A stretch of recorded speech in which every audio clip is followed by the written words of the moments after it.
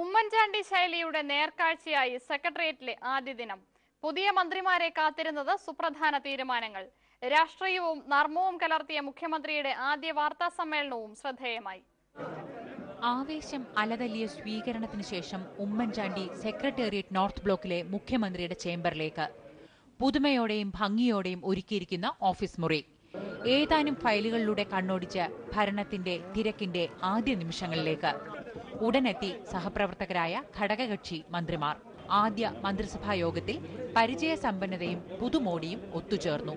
Petrol അധിക നികുതി ഒഴിവാക്കുന്നത് മുതൽ പദ്ധതി നടത്തിപ്പ് വകുപ്പ് രൂപീകരണവും എൻഡോസൾഫാനും ഉൾപ്പെടെ 12-ലധികം സുപ്രധാന മന്ത്രിസഭാ തീരുമാനങ്ങൾ പിന്നാലെ. രാഷ്ട്രീയം പറയാനും നർമ്മം കലർത്താനും മടിച്ചില്ല പുതിയ മുഖ്യമന്ത്രി. ആര് പറഞ്ഞു?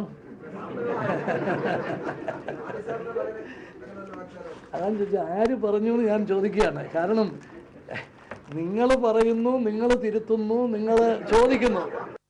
അതിരാവിലെ തുടങ്ങി രാത്രിയോളം നീണ്ട തിരക്കുകൾക്കും ചർച്ചകൾക്കും മാധ്യമ ശ്രദ്ധയ്ക്കും നടുവിലും ഉമ്മൻചാണ്ടി സ്വതസിദ്ധമായ ശൈലിയിൽ തന്നെ.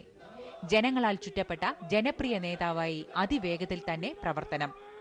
കേരളത്തിന്റെ 21ാം മുഖ്യമന്ത്രിയുടെ തുടക്കം ഭദ്രമായ ചുവടുവെപ്പോടെയായി. മനോരമ ന്യൂസ്.